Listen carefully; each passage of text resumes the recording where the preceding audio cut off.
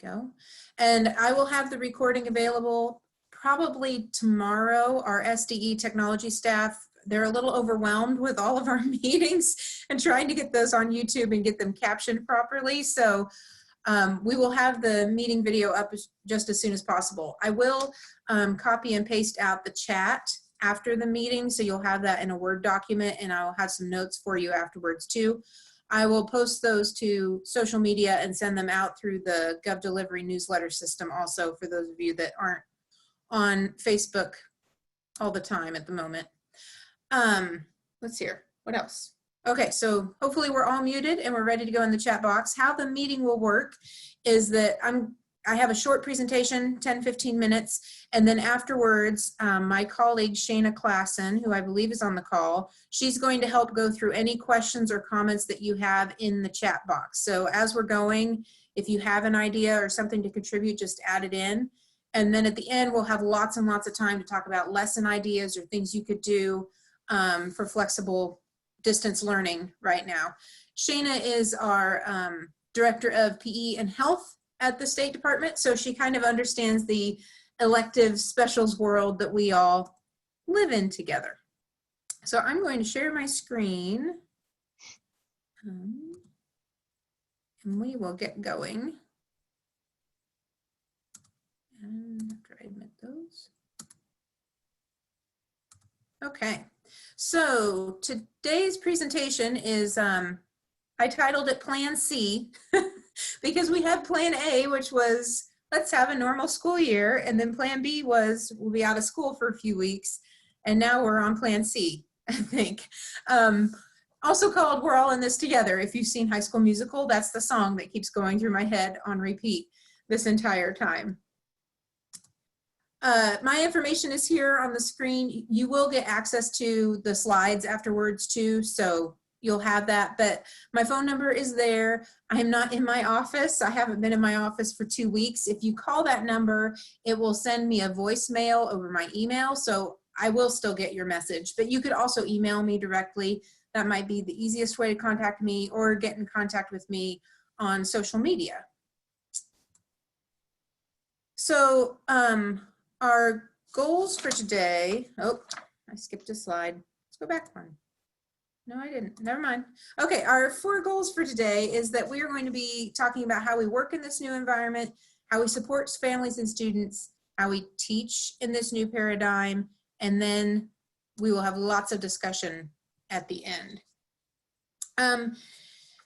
My first advice here is that while we're working in this new environment, try as much as you can to be part of the solution and not the problem in anything that you're doing, and ask your administration if you can help and do what they ask you to do. You know what you need to do for your students and your school, so work within that as much as you can.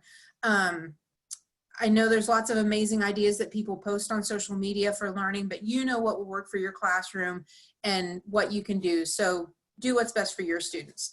The Welcome Back Assembly for the fall was something that I pitched for the music educators, but you could certainly ask your students to create artwork and collect that later next fall and have a show of kind of quarantine art or different projects that the students made. I know some of you have been putting things on social media asking the kids to complete projects. If you collect all those pictures, you could have a slideshow of that sharing the students' work too. So there's ways you can do that. And then, of course, supporting parents and students. The parents probably care most about canceled memories for their children, the art shows that aren't going to happen, big events at the end of the year that aren't going to occur. So communicate with them in a way that shows that you care about them, not necessarily just your art room, and provide learning opportunities for the super motivated and the Netflix and chill. I saw a music teacher this morning. She was so upset because every single kid turned in a subpar project. And I think what she asked them to do was really great, but it was a lot of expectation for students at this time. So just differentiate for kids and overwhelm them at the moment. But of course, if you have super motivated students, go for it. And our students right now, unfortunately, they're upset because they're missing all these things that happen at the end of the school year. And we are too. So as you communicate, let them know that you are just as upset about missing these things as they are. And this quote comes from two music educators, but I felt like it still applied. And it's whether parents realized it or not, when they signed their child up for art, they joined a community of people who care for their child and will work to do what's in their best interest. So even though they might not know it, you've got their best interest at heart and you're going to work to that end. So our big paradigm shift that we have here is that we have no art contests, no concerts, no performances, no art shows, no graduation, all those things happening. But because those things are all gone now, you do have the freedom to create something new, possibly. So the questions you could ask yourself are, what do we want to teach? Why do we want to teach it? How are we going to teach it? And how will we measure success? And something to keep in mind in your role is that arts educators are often the face and welcoming voice of the school for a lot of students. You're their home, you're their place they go to every year. So remind those students that it will be whatever initial communication you send out, lower those fears for students and parents, because this is a stressful time. I'm sure a lot of you are feeling it. And you might start communicating with peers in the district or around the state, however you can do that, and share ideas on how to tackle problems, because a lot of you have the same issues. You might consider hosting online meetings, but these don't have to be well attended. If you have 5 students in an online meeting, you think, oh my gosh, nobody watched. Well, don't worry about it. Record the meeting and then put it in Google Classroom or YouTube afterwards and let students watch it on their own time. Something we've got to keep in mind is how much internet access students have at home, and then how many devices they have and how many people are all on those devices at the same time. So students might not be coming to your video at the exact same time, and that's okay. Hopefully they'll see it at some point. So as far as teaching goes, the expectation is that continuous learning will occur from now until the end of the school year. And the SDE's guidance is that you will build on prior learning with clear, concise lessons, and also create lessons that solve problems and don't create them for the students. The guidance that I've been told is that this should be a time of review and and enrichment, not grading. But if your district asks you to assess your students and turn in grades, then that's what you should be doing. Make sure you're following district policies with that. And again, just remove as many barriers as possible, because this is, our subject area is one of the places where the students can have joy and a little bit of creative output and all of that, and they need it in their lives. So give that to them. And then another quote from the music folks: the assignment you send represents you and your priorities. So if you focus on things that benefit you, shows that you're only concerned about you. If you focus on things that benefit students, shows that you're concerned about them. So just something to keep in mind. So teaching in this new paradigm, be creative with your lesson designs and consider your learners, your students. Do they have internet? If they have internet, is there one computer being shared between 4 siblings? Or how's that working out? And be willing to improv in the moment. If your lesson tanks, if your idea isn't working for families, then toss it and move on. Give yourself grace. None of us thought we would be teaching online, so you can do it. You just might make a mistake or two along the way, and ask other arts educators for help. There's a huge group of arts folks within the Arts Educators Organization, and then just people across the state and across the nation on all these social media groups. So reach out and ask for help. And something else that you need to keep in mind with this is your students with special needs. If you have those kiddos in your classroom normally, make sure that you're reaching out to them. I was on a call last week and I hadn't even thought about it, but our students with special needs are probably feeling very at sea at the moment. They don't have their routine, they don't have their schedule, they don't have their para or their aide that's helping them all the time. So especially try to check in with those families and see if you can help in any way, because those students may need some extra supports. One possibility is that maybe if they have a sibling, they could help them with any lessons that you send home. So Some possible assignments, and these are for all arts areas. I'm using the same presentation for everyone, so just different ideas. One that could apply to you, of course, is sketchbook ideas. There's all sorts of different things that are happening online with chalk art, and I saw Francis Williams did a wonderful color wheel with different objects in the house. Someone else, maybe it was also Francis, they were doing frameless artworks and redoing those in your home space with the objects that you have. Outside the box ideas. And then of course you have all your other issues to think through.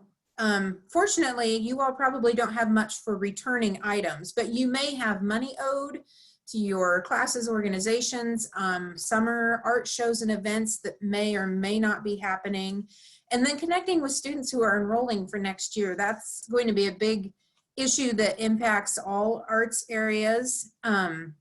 You might reach out to current students and ask them for referrals. See if you can get some students into your Art 1 class or into your 7th grade art class. Use student leaders to create videos and promote your class. I had a fabulous student when I was teaching in Piedmont that would video her artwork and do the, I don't know what it is, the speeding up thing, where she'd show herself working on the art and then speed it up. And she did amazing things, and it, you know, showed it in 1 minute, the whole creation. So ask your student leaders to create videos and promote your class. And this is the kind of stuff you could do. Connect with your counselors and remind them to re-enroll your students or to reach out to the freshmen, 7th graders, and get them into your classes. And you also might talk to teachers at the lower levels and ask them to promote your class, especially that transition from elementary to middle school. You might send a few of those great videos down to 5th grade teachers and ask them if they could send those out to their students in whatever communication form that they're using at the moment. And flex your social media skills. If you use Facebook or Twitter or something, start posting things saying, this is my art class, this is what we'll be doing, come join us. All right, so we are going to pause and have a discussion about all of this learning that you could be doing.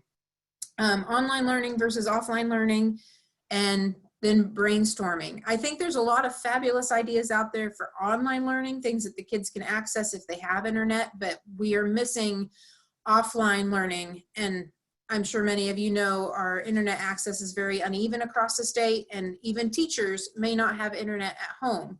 So we need to find options for people to share that don't require internet access. And one other thing to keep in mind as you're creating these lessons and things, just remember what you're asking families to accomplish and what else may be happening at home.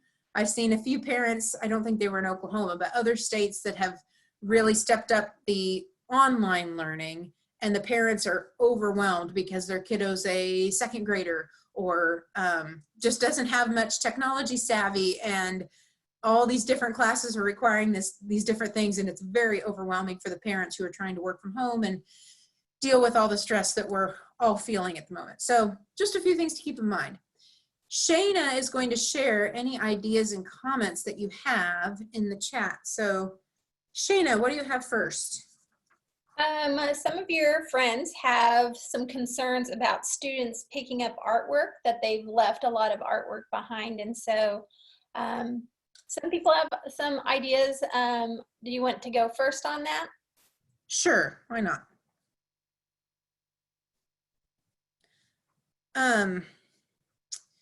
I know in the music side of things, dropping off instruments, which is kind of different, but almost the same thing, they are quarantining anything that's dropped off in a certain room of the school and not allowing anyone to touch it for a while. So it might be that your art might need to be the same way, that if you have it displayed in your building somewhere, that whenever you can go back up and have access to it, you take it down, you stack it by grade level and homeroom, classroom if you're elementary, or subject, secondary, and then have it there with a label that says the student's name, so that whenever families can come up one by one to pick up that art, they might possibly get it. So coordinate it with your people in your front office and see when that's going to happen. I imagine it won't happen until May, but hopefully the students will be able to get their artwork back.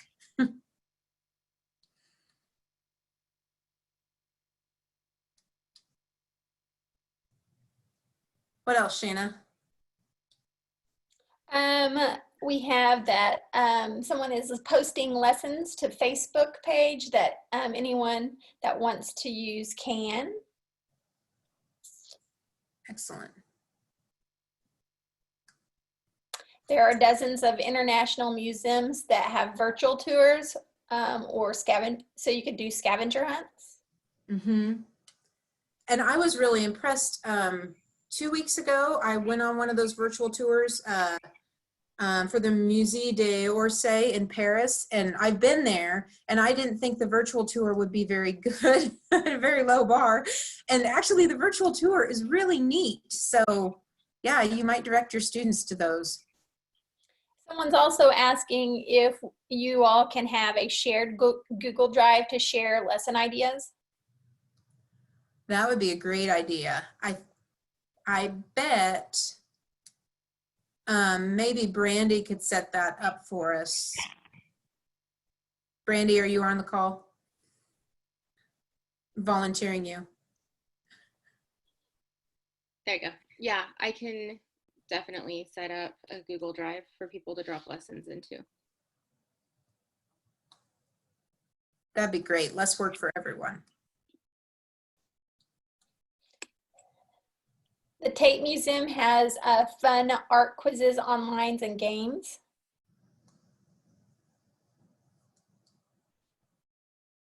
Jacqueline has been looking at options on OETA for all grades in art. And PBS connects to Google Classroom. And you might have noticed last week, OETA put out the list of shows that they'll be showing on their cable channels or antenna channels, whatever, television channels. There are not any shows right now in that lineup that are art specific, but if you go to their website, there are resources there for art classes. So an online option.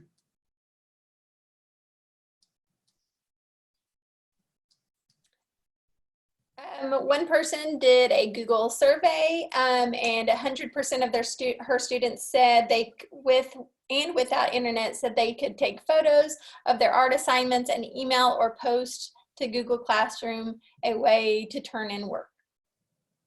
Oh yeah. Francis, are you on the call? Williams?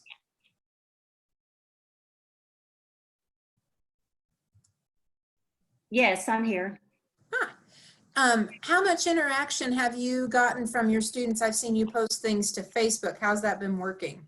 I don't think I've gotten as much as, maybe I could. Well, I think everybody's waiting for April 6th to happen. And so hopefully they'll start looking for things. We have more meetings today and they're not telling us a lot yet. They really haven't sent anything out to the parents. Mm. And that's something to keep in mind that on the music call, someone said that their district was waiting for the SDE to tell them how to deliver instruction. And it's not coming from the SDE. This is all local control. So your districts will decide, how are we going to do this? Are we going to send home paper packets? Are we going to try to go online? I think Mustang Schools last week sent out an email survey to families to figure out who had devices and internet access and who did not. So they might be trying to get devices to families that need it and then going all online maybe.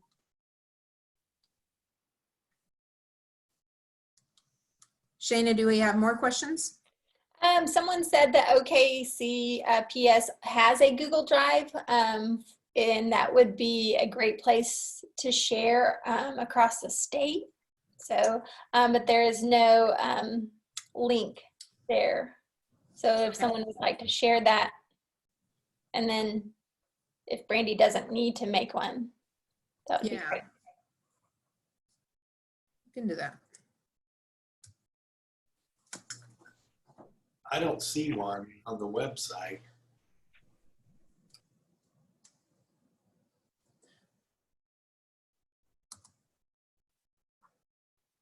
Rhonda or Michelle, are you on the call? Michelle Barnes?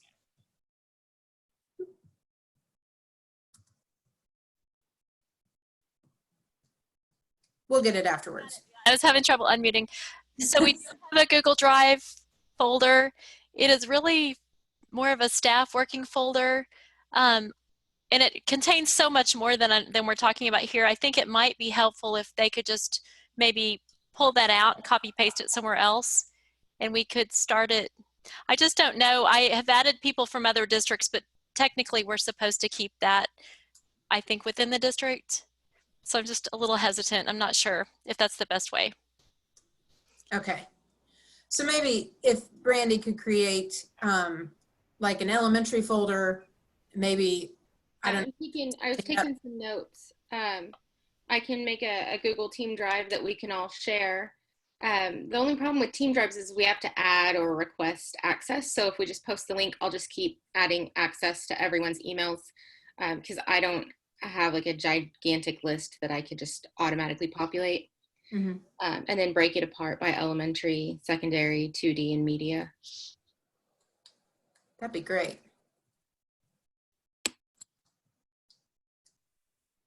Shayna, are there more comments? If you have 500 students, it seems hard to do through Zoom. My school hasn't supplied any way for me to access the kids. Do you think Facebook Live is a good option, or YouTube? Yeah, that's been one of my concerns too. When I was teaching, I was elementary, and it's a lot of students to keep track of. And if they're asking you to assess, it becomes impossible real quick. I think at the elementary level, if you had a way of contacting families before all this, if you were using Remind or whatever it was, then keep communicating with them that way. If you didn't have that option, I would say ask the classroom teachers how they're reaching out to families and send things through the classroom teachers to the students, because maybe they have better contacts anyway. I know that I had such limited access to families sometimes, and then of course the closer you get to the end of the school year, the less their phone numbers are dependable. So you might, phone numbers and calling that you would think would work sometimes don't work. So try to reach out through the classroom teachers if you can. And then if your district, I know a few across the nation have said elementary specials folks basically don't work right now. If that's what they tell you, then yes, do those Facebook Lives. Try to do some extra things just to support. It's not anything that the kids have to do, but it would be there as a resource if their families need it. And maybe those classroom teachers could promote that. Hey, if your student needs an extra activity that will give them a break, consider the art lesson. Francis also shared that the online art teachers K through 12 on Facebook have a Google folder as well. Yes. Facebook seems to have had the most activity, and I have a love-hate relationship with Facebook, but it has become very valuable in the last few weeks. So if you're not on there very much, maybe you should get on there or get access to it, because there are quite a few groups sharing some great ideas. There's a question, can you do a video and then upload it to YouTube, or do you have to have 1,000 subscribers to start? Nope. If you have a Gmail email address, and even if you don't, just set one up, then you can just upload to YouTube, and you can set the privacy controls on there. So if you don't want everyone seeing your video, you can put it as private, and then you can also just click that people only have access if they have the link. So if you could send the link of your video to the students or to their classroom teachers, and then they just click the link, they'll be the only ones to see it. So if you don't want yourself and your voice to be on YouTube for everyone to see, you can do it that way. And you can also turn off the comments. That was always one of my goals when I was teaching. I didn't want anyone commenting on the video, and you can turn those off.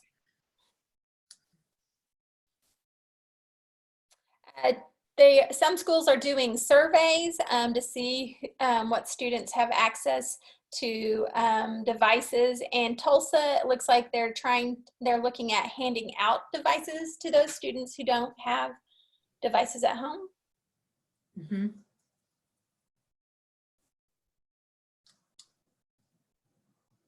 And I Some, think the other part that we'll run into, I don't know that we have yet, but next week, definitely when school is back, is that families using internet in their homes, if you have 3 children and 2 adults that are both working from home on their devices, your internet will slow down and drag quite a bit. My husband was here this morning and watching Netflix, and my Zoom meeting was a little choppy for a while, and I think it's because my internet was unstable because he was watching Netflix. So keep that in mind. If you think about holding a meeting where you want all students to be there at once, it may not be possible, even if they have the device and they supposedly have internet, just because the connection is going to be shaky. one teacher is sending out packets through the bus delivery or mailing packets, and including sketchbooks, pencils, written instructions for 6 weeks of lessons. Oh, that's fabulous. Yeah. And I had a music teacher ask me about packets, and she said, how's this going to work? Because we're not allowed in the school.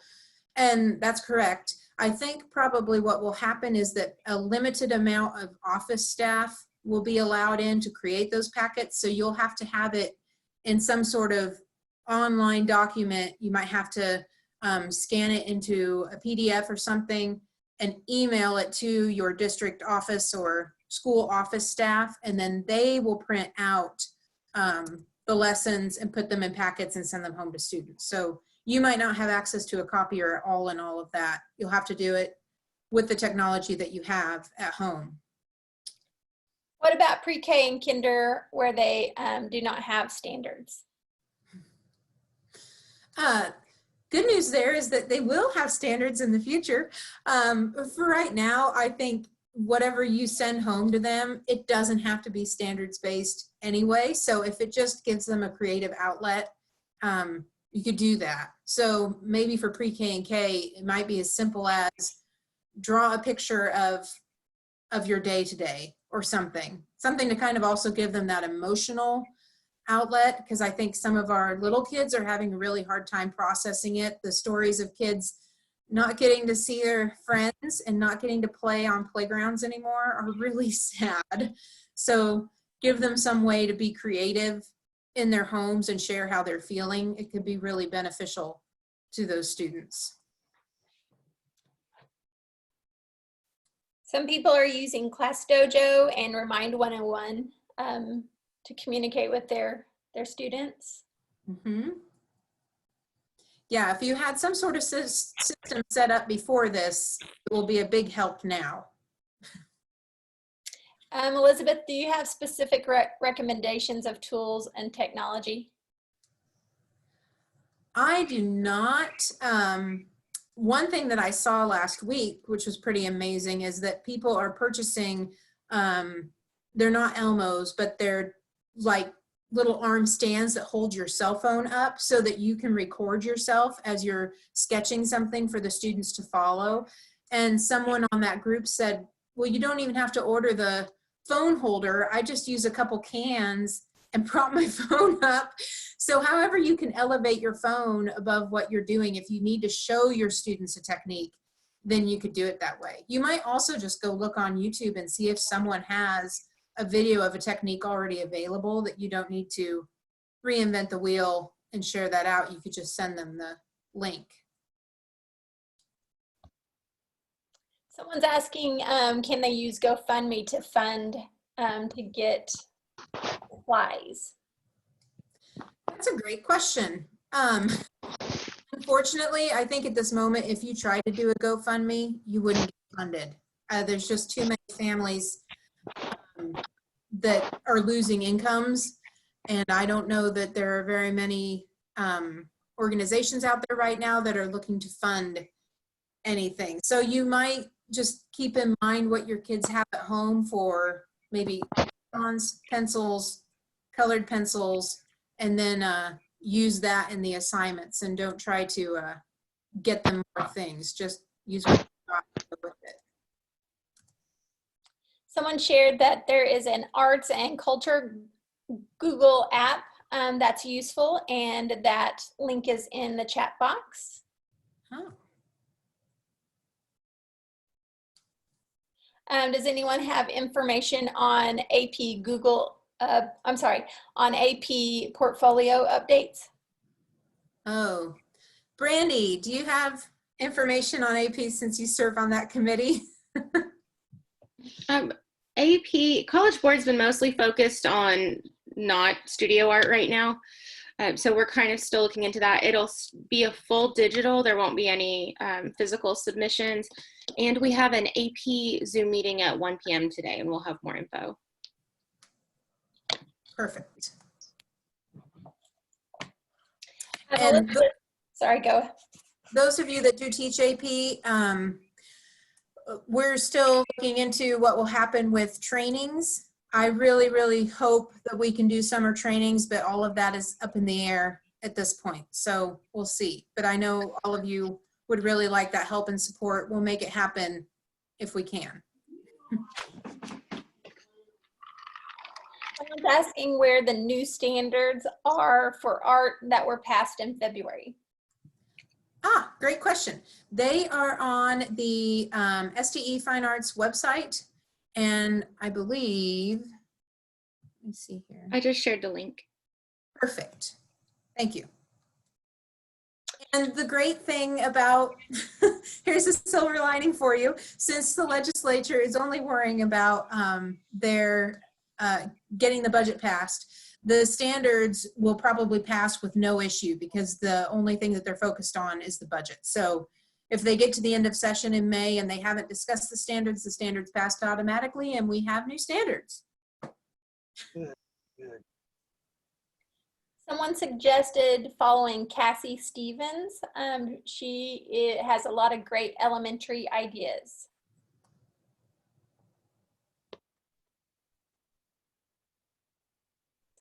Is the AP meetings especially for art? The AP meeting at 1 is for all AP teachers, not just studio. Has anyone used Seesaw? No. I know that teachers have been using it, but I think as with anything, there's a little bit of a learning curve. So if you haven't used it before, I don't know if you should jump into using it right away. But if that's what your school building is using and your parents are all signing up for it right now, then certainly go for it. Learn how to use it because it will help you. Sarah would like Liz to talk about the Facebook distance learning group. Ah, so there's a couple different groups. Let me go ahead and switch that slide. On social media, and I sent these out in the newsletter email that you got last week, but I'll send it out again.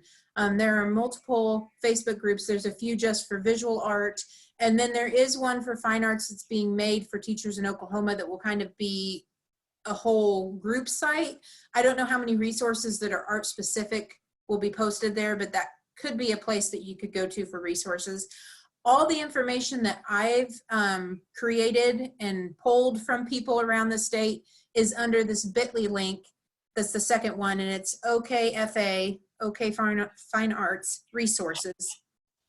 And within that document, there are offline learning ideas, and for elementary, it's kind of a combination of art, music, and drama. One of the lessons is that the student, I think, dresses up and reenacts a story or something. So it gives them that well-rounded elementary arts experience. And then middle school and high school, there are specific visual art lessons that they could do offline. All of those resources are linked within the COVID-19 FAQ. You can get to them from there, but there are many links in that FAQ. So if you click on it and you start clicking on links, it's easy to get lost. So I'll make sure that the fine arts resources and the notes from this meeting, the video from this meeting, all sorts of things are posted up top on the SDE Fine Arts website. I'll do that later today. So you'll have that all in one place instead of trying to sort through everything on the SDE website. So many things are coming out. It's just kind of becoming a little bit of a mess. But anyway, there are very good guidelines within that FAQ for how to handle things within schools. So if you hear something from administration and you think, well, that's strange, you could maybe go there to the FAQ and check it out and see if what you heard was what's suggested or something was miscommunicated. And then we'll have notes from this meeting in that bit.ly link at the bottom there. And I will share this presentation, the notes, and all the chat questions I'll put into a document as soon as we're done here, so you'll have access to those. And I'll send those out through the newsletter, so you'll get those in your email. Elizabeth, do you think the new standards will start next school year? Yes, yes, they should start next school year. So you'll be able to start implementing those right away in the fall. Mm-hmm. Also, is there an SDE art Facebook page, not just a general SDE page? There's just the general SDE Fine Arts page. There also, if you're interested, there's the Oklahoma Art Education Association's Facebook page. You might go join that as well, because I'm sure people are sharing resources within that site. And then, of course, there's some other great visual art groups on Facebook right now for resources. Elizabeth, did you say that you would provide a copy of this chat as well? Yes, yeah. I will copy it out and paste it into a document once we're finished. Because I'm sure people are sharing links and things that you will want to have access to.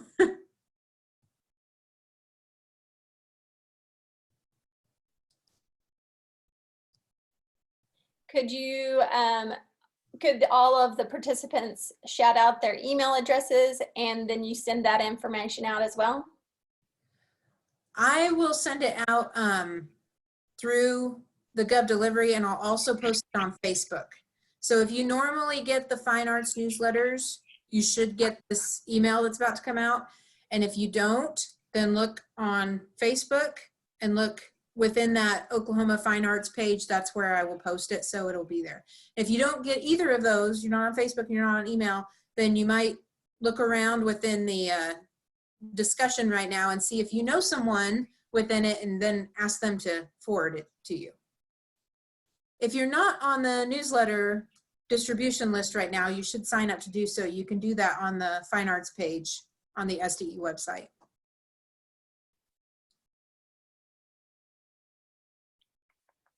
Anything else? I think they want you to share out everyone's email addresses. Is that doable?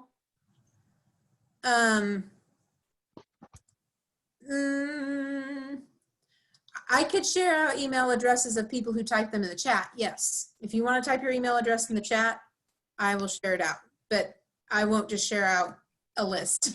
But if you type it in the chat right now, then I would say you're giving permission for me to distribute that to people on the chat and people who are afterwards reading through the notes.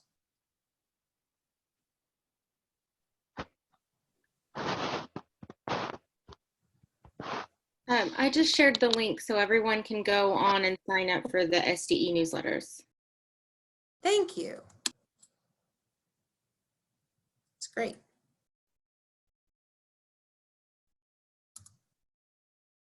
All right. Oh, and we do have some emails coming in. Great. I will make sure when I copy and paste this out, I'll include all of those in there too. Okay, so hopefully by tomorrow, this recording will be up online and available to everyone, and I'll put the notes up in the chat so that all of you can see it. I just want to say to you all, I really appreciate what you're doing. I think especially visual art is so powerful in a time like this, because you can just ask the kids to create and they can beautify their driveway, their refrigerator, their neighborhood, or they can just do it for themselves, and it gives them an outlet that they're not getting anywhere else, and they really need it at the moment, because I'm sure all of you feel like I do, that this is weighing on us quite a bit and we don't know how long we're going to be locked in our houses. So thank you for being that bright spot for our kids and their families, because they're going to need it over the next few weeks. I will make sure all those documents get out to everyone, and I will make sure the recording's up, hopefully by the end of the day tomorrow. And I will see you all again, probably on screen in the future. So thank you. Thank you, Elizabeth. Thank you. Thank you, Elizabeth.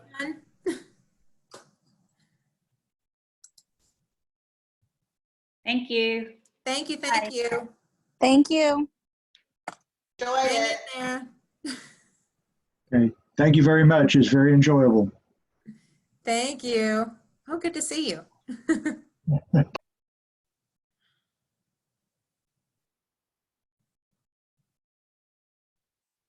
Comments in the chat.